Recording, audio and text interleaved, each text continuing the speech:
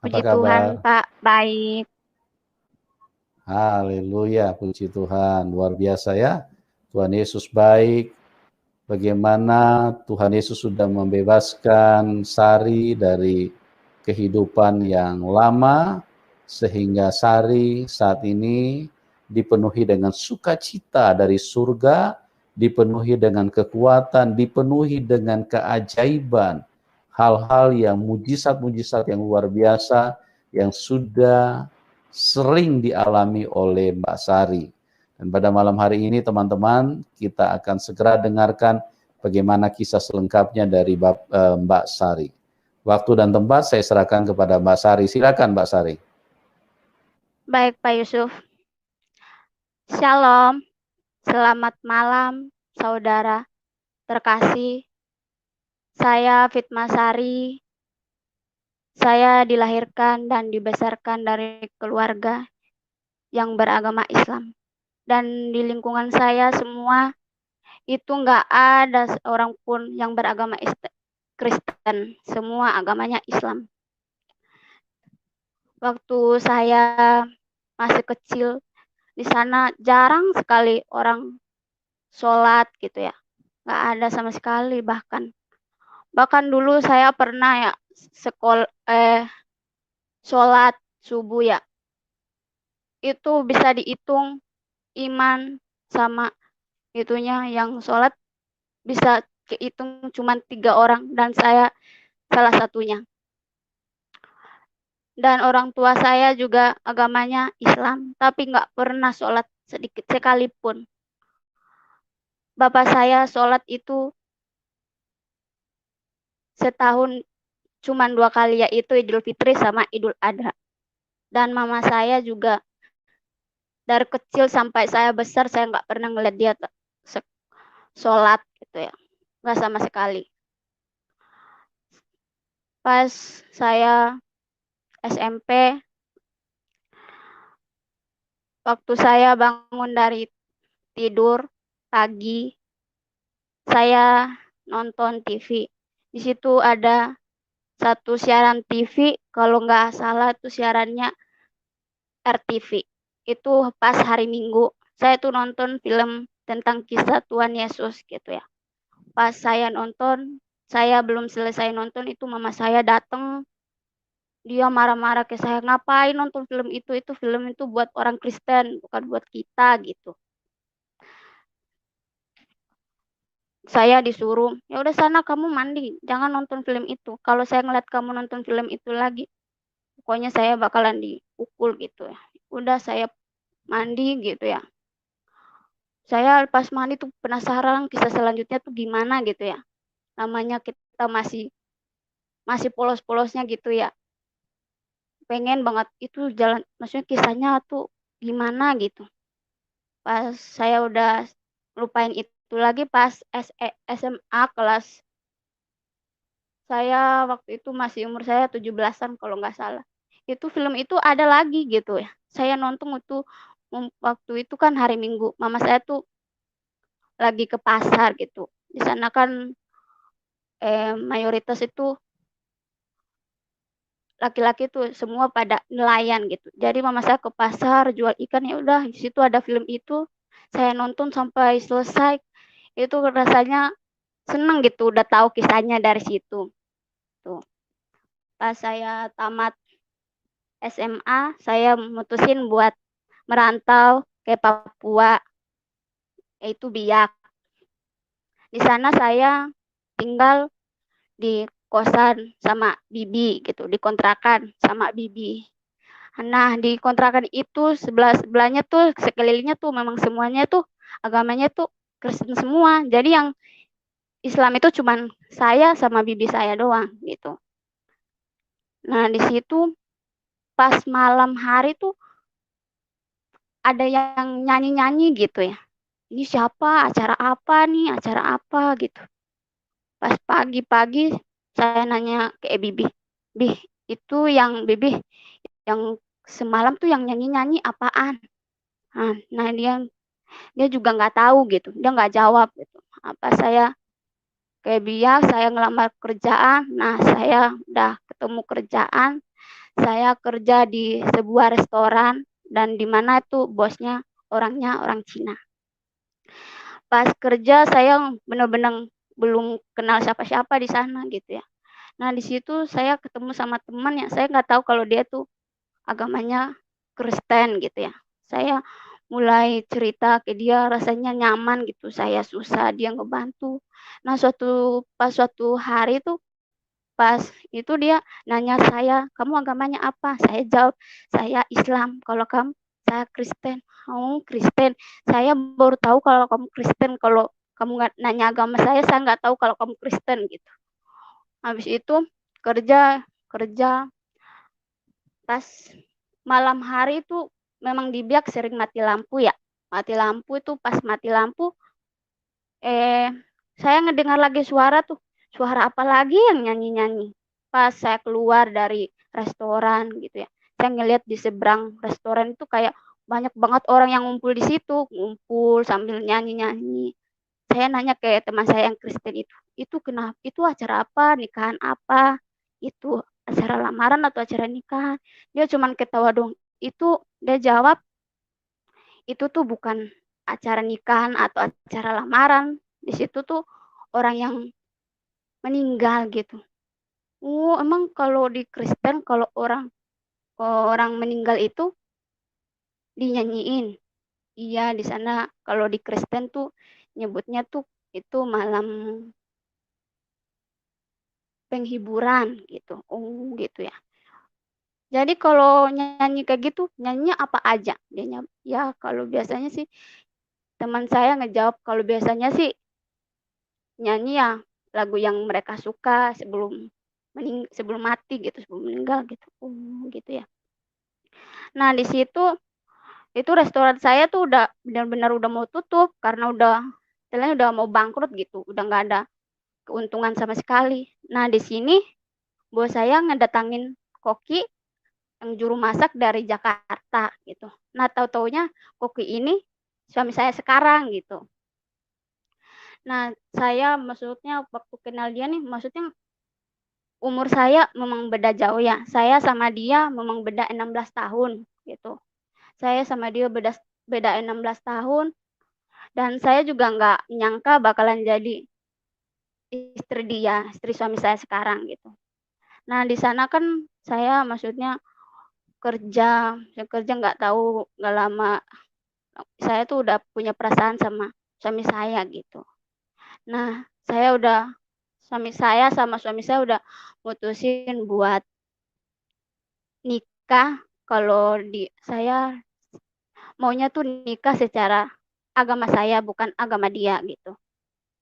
Ya kita udah mutusin nikah secara agama saya yaitu secara nikah siri dulu. Tapi saya nggak ngasih tahu orang tua saya gitu.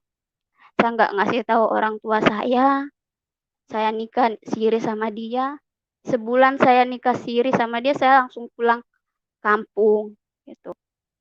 Nah, pas saya pulang kampung, saya kan pikirnya kan saya tuh maksudnya perasaan saya ke suami saya tuh masih istilahnya setengah hati gitu, belum saya belum sangat sayang gitu, belum sama sekali. Saya jadi niatnya pulang tuh buat ngelupain dia gitu ya. Buat ngelupain dia. Pas sampai di kampung, ternyata saya tuh nggak bisa gitu ya. Orang tua saya tuh udah ngejodohin saya sama satu laki-laki. Tapi sayanya mikirnya saya udah nikah, saya nggak mau gitu ya. Orang tua saya tuh saya langsung cerita ke orang tua saya kalau saya sebenarnya udah nikah sih. Jadi pas itu saya dipaksa, saya nggak mau gitu. Saya nggak mau, pokoknya nggak mau. Nah ini saya langsung telepon ke suami saya kan, suruh jemput saya gitu. Jemput saya ke Bau-Bau, ke Pelabuhan Murhum gitu. Nah suami saya juga maksudnya ngejemput gitu. Saya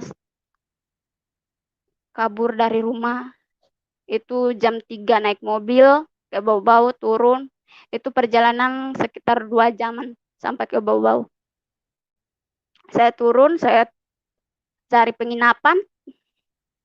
Jam 2 subuh dia nelpon kalau dia udah sandar di Pelabuhan Murhum. Saya tuh pikirannya di sana tuh kayak apa ya? Pikiran saya udah nggak mau ke pelabuhan itu. Tapi nggak tahu ya, kaki saya ini gatel gitu. Pengen banget ke sana gitu. Nah, saya memutuskan buat ikut suami saya. Saya naik kapal sampai di Makassar, langsung naik pesawat ke Banjarmasin. Kita kerja di sana. Waktu itu kan suami saya memang dapat kerjaan dari sana ya, suami istri gitu. Ya udah kita berangkat ke Banjarmasin. Gak lama dari Banjarmasin, cuma beberapa bulan dia dapat panggilan lagi di Papua, yaitu Jayapura. Kita berangkat lagi di sana. Belum sampai sebulan di Papua, Jayapura, saya dapat telepon kalau bapak saya itu meninggal gitu ya. Bapak saya tuh meninggal karena hilang di laut pas melaut gitu. Dan perahunya ditemukan di Selayar gitu. Tapi orangnya udah nggak ada. Tapi bapak saya udah nggak ada. Cuman perahunya aja. Nah, di situ saya nangis. Maksudnya orang tua saya nangis gitu. Nah, saya pengennya sebagai anak pengen menghibur orang tua gitu ya. Saya minta izin ke suami gitu. Suami saya sih awalnya udah takut ya, soalnya takutnya tuh kayak dulu gitu, gak bakalan diizinin lagi gitu. Tapi orang tua saya pastinya kalau mereka gak bakalan melarang saya lagi gitu ya. Jadi saya pulang, suami saya ngizinin, saya pulang. Pas saya pulang di kampung, itu orang tua saya pas pertama tuh mau video callan sama suami saya gitu ya. Pokoknya nggak ada masalah. Tapi makin hari ini sifatnya udah berubah semua. Semua udah pada nyalain saya. Bapak kamu meninggal gara-gara kamu gitu. Keluarga bapak juga kayak gitu. Bapak kamu meninggal karena gara-gara kamu. Itu saya udah apa ya? Disalahin kayak gitu kayaknya kayak perasaan saya tuh sakit banget itu. Mau udah pikir yang aneh-aneh gitu. Termaksud pengen bunuh diri gitu ya. Itu saya udah megang pisau ya. Udah mau ngebunuh diri gitu. Gak tahu tuh suami saya nelpon gitu. Saya langsung kaget ya. Kaget suami saya nelpon. Langsung itu. Kamu nanya saya lagi apa? Saya langsung ngomong, saya mau ikut Abi, saya nggak mau lagi di sini gitu. Saya udah nggak mau. Pokoknya saya mau ikut dia gitu. Bagaimanapun caranya. Itu suami saya nggak pegang duit seperak pun. Dia belum gajian. Dia pokoknya tuh bos nggak ngasih buat uang buat minjem gitu. Kalung saya, bahkan HP saya disembunyiin sama orang tua saya supaya saya nggak hubungan sama suami saya gitu. Tapi pas pagi hari saya nggak bersih-bersih rumah, itu tiba-tiba tuh kalung jatuh dari lemari gitu. Ini kok kayak kalung saya gitu. Pas lihat itu beneran kalung saya seneng banget itu. Saya berterima kasih banget itu bisa temu sama kalung. Saya ngejual kalung itu. Terus saya maksudnya kabur lagi. Untungnya ada satu orang tuh teman saya mau ngebantu saya. Gitu. Dia ngurusin semua tiket saya, dari baju-baju saya, tiket saya, peralatan saya langsung. Jadi saya turun dari sana cuman tinggal taunya berangkat gitu. Pas saya turun, itu saya turun bau-bau ke Pelabuhan Murhum itu saya benar-benar nggak tahu mau naik mobil karena semua mobil nggak mau nganter saya gitu. Ini saya harus gimana? Semua mobil nggak mau pada nganter saya, mau ngantar saya di bawah gimana ini? Nggak tahu tuh saya minta tolong ke anak ini nih, dari rumah dia dan rumah saya tuh jauh banget, tapi dia mau ngantar saya gitu. Saya ke sana gitu. Saya nggak bawa baju sama sekali, saya cuma makainya baju tuh yang di badan saya. Gitu.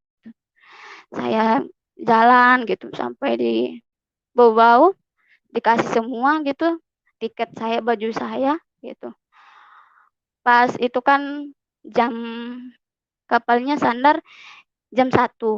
Kapalnya sandar jam 1. Saya ke ke Pelabuhan Murum itu, saya tuh sebelum Pelabuhan Murum saya ketiduran gitu. Ketiduran pas saya bangun itu udah jam 12 gitu. Saya kaget, ini sudah jam 12 kok masih di sini gitu. Untungnya waktu itu yang tukang ojek ini dekat saya tinggal di situ, ada gitu yang mau ngantar saya gitu. Pas saya sampai ke pelabuhan, itu saya tuh sendiri gitu. Suami saya masih di Papua gitu. Saya langsung ke Jakarta. Saya di perjalanan tuh di kapal saya nggak bawa makanan sama sekali gitu. Tapi ya puji Tuhan, saya di kapal nggak merasa kekurangan sama sekali. Saya ketemu sama orang tua, setiap mereka makan saya dikasih, bahkan walaupun saya tidur dibangunin buat makan gitu. Saya kayak bersyukur bisa ketemu sama orang tua itu gitu. Sampai di Jakarta, saya beberapa hari suami saya pulang gitu. Pulangnya kerja pas itu kerja pas di tahun baru. Pas tahun baru saya kayak gimana ya, kayak pengen ngerasain gimana orangnya ibadah gitu, orang Kristen ibadah. Saya ngomong ke suami saya, Abi, saya pengen ke gereja, pengen ngerasain gimana orang ibadah gitu. Soalnya saya memang orangnya agama Islam, tapi saya nggak pernah, maksudnya mau sholat 5 waktu aja tuh nggak pernah gitu. Susah banget buat sholat gitu. Nggak tahu kenapa. Saya puasa selama saya kecil sampai dulu saya masih agama Islam, saya nggak pernah puasa full gitu. Bahkan dulu saya pernah puasa, bahkan orang tua saya ngomong, nggak usah puasa lagi gitu. Badan kamu udah kurus, masa mau puasa lagi gitu.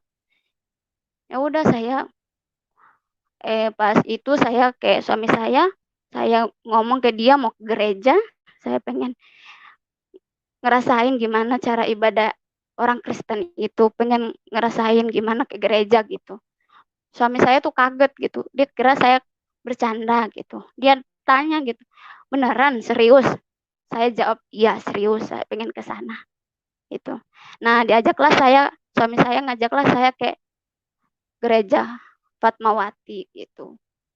Pas saya masuk ke sana itu bulu tangan saya semua pada merinding, nggak tahu kenapa. Itu belum belum ibadah, belum mulai ibadahnya, baru masuk gitu. Masuk, terus nggak lama tuh udah mulai ibadah gitu. Saya itu nggak tahu badan saya gemetar. Saya waktu itu kan posisi lagi hamil besar ya. Hamil besar itu anak saya di perut nggak tahu kenapa nggak diam sama sekali tuh. Kayak gerak terus. Biasanya kan anak saya itu kan aktifnya itu malam hari. Ini enggak, pas saya ke gereja itu anak gerak mulu, gerak nggak mau diam. Pas saya iniin lagu, nyanyi. Waktu itu kan maksudnya saya belum tahu apa-apa ya. Kayak gitu belum tahu, saya ngikutin suami saya aja.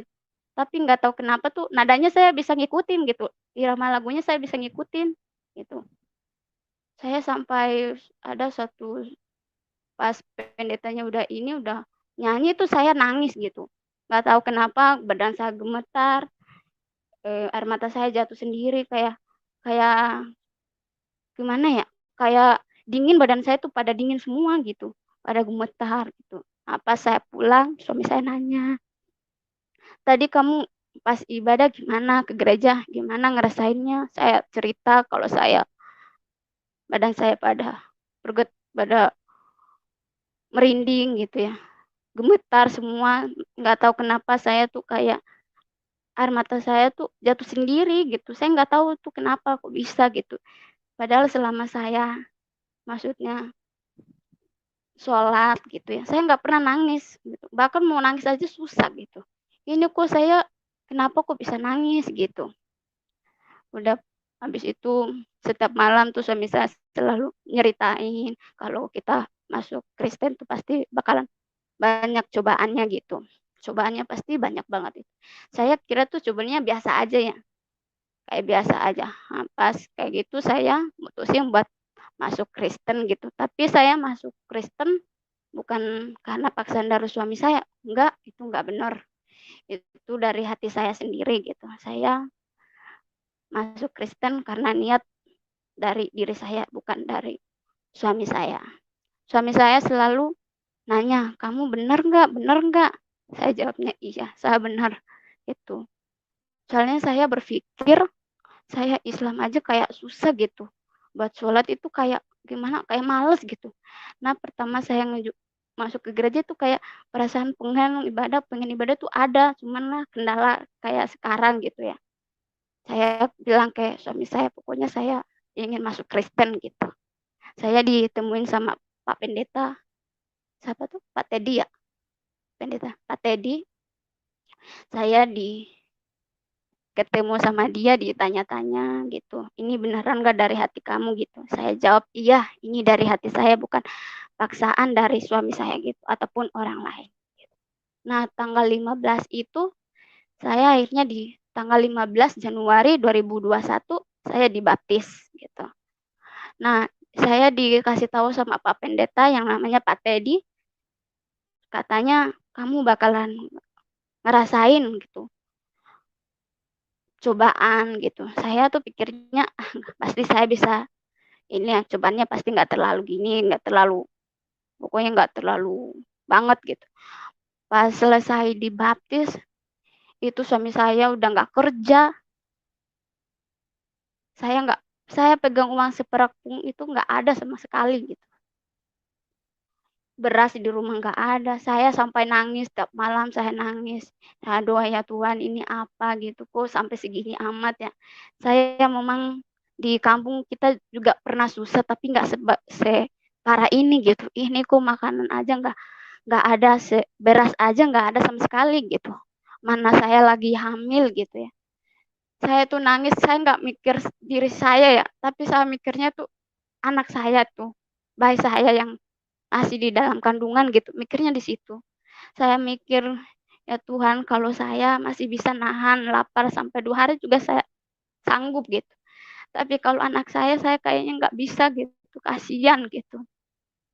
Saya nangis, nangis tiap malam tuh suami saya selalu percaya, Ma, percaya pasti tuh Tuhan pasti bakal ngebantu, Tuhan Yesus pasti bakal ngebantu gitu.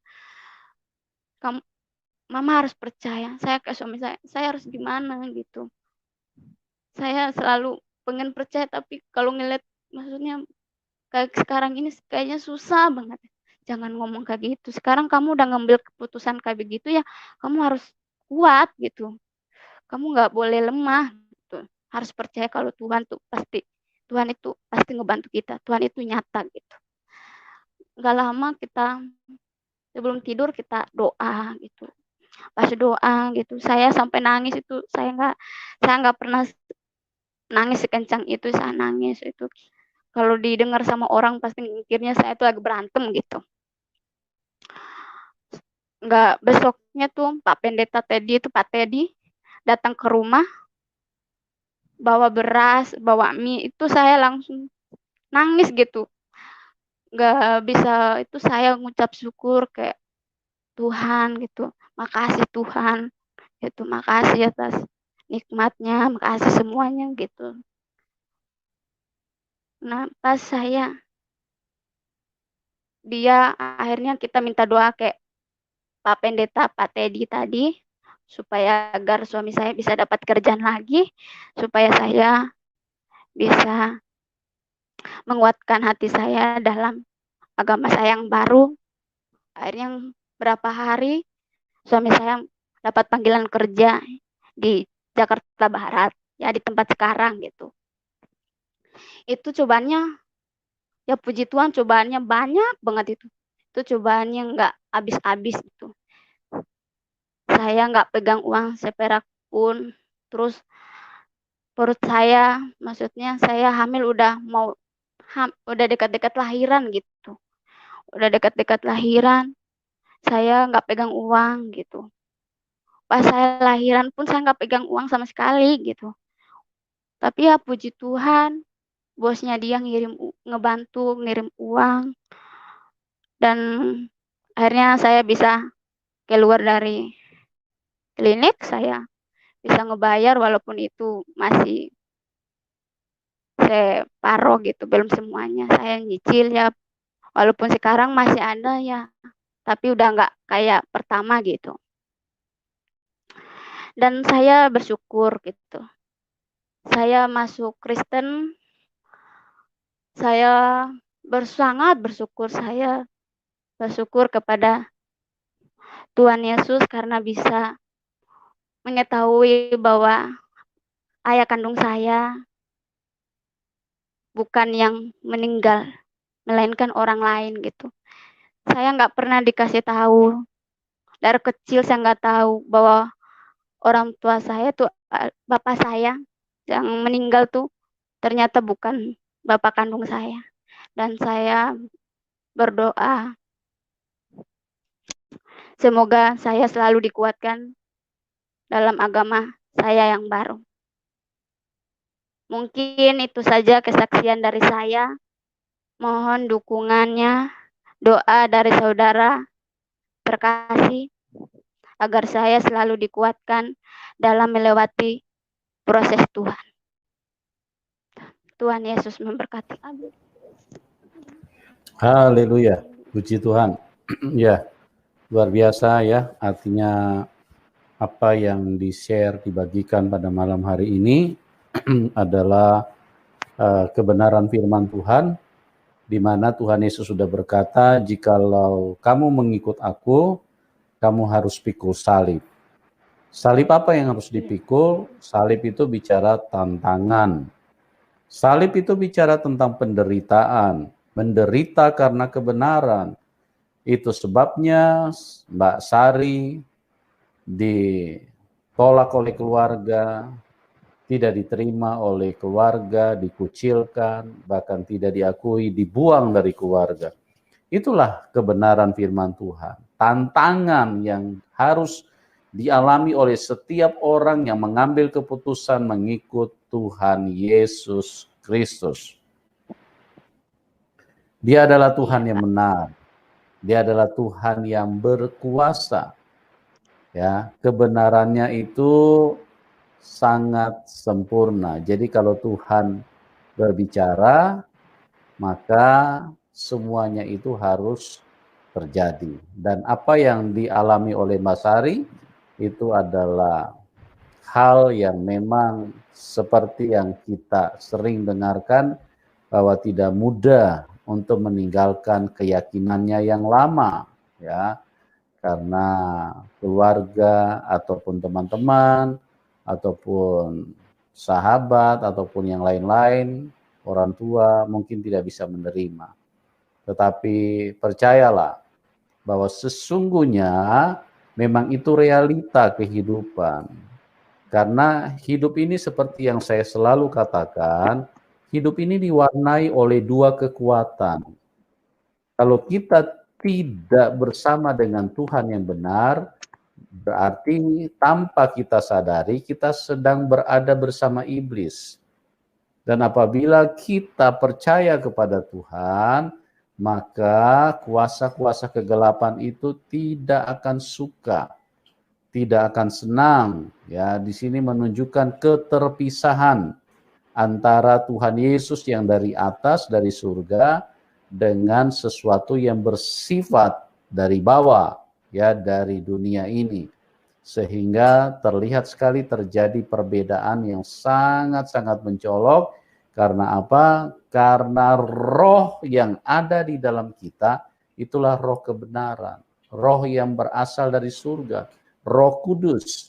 Sama seperti Tuhan Yesus, kenapa dia tidak diterima waktu mau lahir saja, Tuhan Yesus ditolak. Kenapa bisa begitu? Karena dia dari atas, dia dari surga.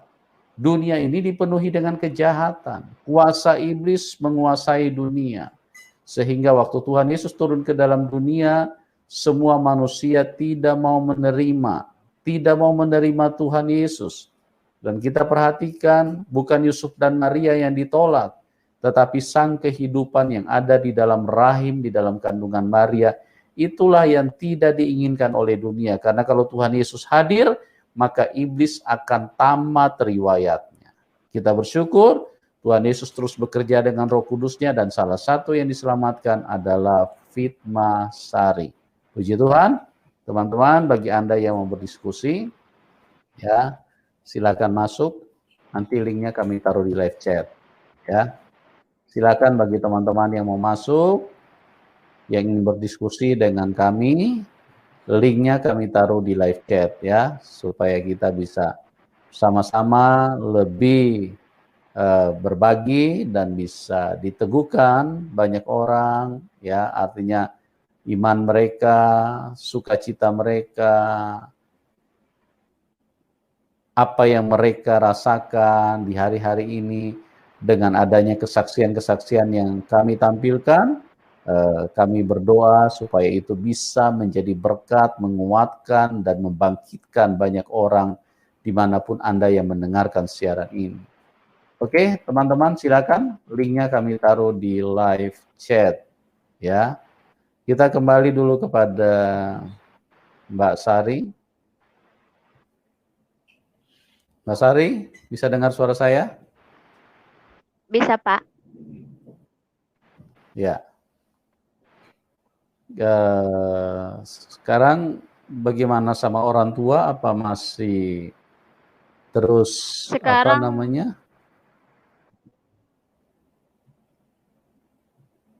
Ya, masih terus ditentang apa masih terus dikucilkan atau dibuang sama keluarga? kalau saya sampai sekarang masih, Pak. Cuman kalau adik saya sering nelpon gitu. Cuman nanya kabar. Kalau orang tua saya paling cuman pengen ngeliatin cucunya aja gitu. Kalau saya nggak mau ngomong sama saya gitu. Cuman mau ngeliat ya? cucunya aja gitu. Oh, yang Tapi tidak kalau mau keluarga melihat, saya tidak mau ngomong ya siapa? Yang tidak mau ngomong sama? keluarga dari mama sama bapak gitu. Kalau orang tua udah agak mendingan, Pak. Dari kalau maksudnya sepupu saya saja, maksudnya saya di Facebook sampai diblokir-blokir gitu, Pak. Pokoknya kalau nanya ke adik saya, kamu teleponan sama siapa? Maksudnya teleponan sama kakak saya, langsung pulang gitu. Nggak nanya-nanya gitu, ngapain teleponan sama dia kayak gitu. Yang paling ini sih dari bapak, soalnya kan bapak kan orangnya kan keluarga bapak tuh keluarganya orang sukses semua, Pak, itu. Kalau mama sih nggak terlalu gitu. Ya. Jadi saya udah benar-benar Jadi dulu pas masuk itu emang saya udah dianggap mati gitu. Ya, sampai setega itu ya, cuma hanya karena percaya kepada Tuhan Yesus ya. Sampai Iya, Pak. setega itu, yang penting rela berpisah dengan orang-orang yang dicintai, orang-orang yang dekat, keluarga darah daging yang lahir dari rahimnya sendiri. Ya, keluarga yang yang seharusnya merangkul, tetapi inilah kenyataannya, teman-teman. Tidak mudah meninggalkan Islam, ya, tidak mudah. Bahkan kalau ada yang menduga bahwa ikut Tuhan Yesus itu karena diiming-iming Indomie atau dikasih Indomie, ini pikiran-pikiran yang picik sekali, pikiran yang kotor. Saya dulu sampai dibilang kayak gitu. Katanya saya dibayar berapa gitu. Kamu dibayar berapa? Terus nyebutnya badan saya udah haram gitu. Soalnya saya udah makan babi. Padahal saya nggak makan babi, Pak. Tapi mereka mikirnya saya udah makan babi gitu. Jadi udah nggak pantas gitu dipegang sama sekali. Oh begitu ya? Iya. Mereka nyebutnya saya jadi udah begitu kafir ya lah kalau gitu. kalau orang mabok agama begitu ya, artinya Iya, rela mereka juga terpisah kayak dengan gitu ya. orang-orang yang dicintai, Iya, rela Pak. terpisah dengan orang-orang yang dicintai demi sebuah agama, ya. Ya, sungguh sungguh cukup memprihatinkan ya bagi kita yang mendengarnya, tetapi Mbak Sari harus tetap kuat karena memang itulah konsekuensi. Tuhan Yesus itu dari surga. Jadi tidak bisa diterima oleh dunia. Makanya banyak orang bertanya, kenapa bangsa Israel, orang Yahudi, Yudaism, tidak bisa menerima Tuhan Yesus, ajaran Tuhan Yesus? Karena memang tuh ajaran Tuhan Yesus berasal dari surga. Ya, tidak mudah diterima oleh manusia karena tidak mudah diterima oleh dunia. Dunia ini dikuasai setan. Ya, dari Taman Eden, manusia sudah jatuh di dalam tangan setan, di dalam tipu daya, di dalam kebodohan. Makanya jangan kaget, ya, Mbak Sari jangan kaget kalau Mbak Sari Sinyalnya kurang dikucilkan, bagus. tidak diakui, bahkan dianggap sudah mati, bahkan dikafir-kafirkan, dinajis-najiskan, ya. Jangan kaget ya, Mbak Iya. Sari ya, tetap kuat di dalam Tuhan. Enggak, Pak. Soalnya Dengan apa ya? adanya Suami situasi saya memang seperti udah itu, dengan adanya situasi seperti itu, apa masih kepengen balik ke Islam, apa bagaimana, Mbak Sari? tidak, Pak. Saya udah nggak kepikiran buat balik lagi. Soalnya saya kan maksudnya udah seneng gitu, udah milih milih agama saya sendiri gitu. Saya juga Islam dulu nggak pernah sholat, Pak. Hmm, Malahan saya ya, ya, kayak ya. Kristen tuh enak, maksudnya seneng gitu. Saya ibadah menurut hati saya gitu, kayaknya seneng gitu. Sekarang saya rindu banget ya Pak, pengen ibadah. Cuman ya lagi situasi kayak gini ya, gitu. Pengen banget ngerasain ibadah gitu. Ya, ibadah online aja untuk sementara waktu ya. Jadi kalau Mbak Sari rindu bertumbuh di dalam Tuhan, ingin mengenal firman Tuhan lebih jauh, nanti bisa hubungi nomor telepon yang ada di layar ini ya, supaya Mbak Sari bisa dibimbing untuk mengenal Alkitab lebih maksimal ya. Iya Pak, itu yang penting. Ya.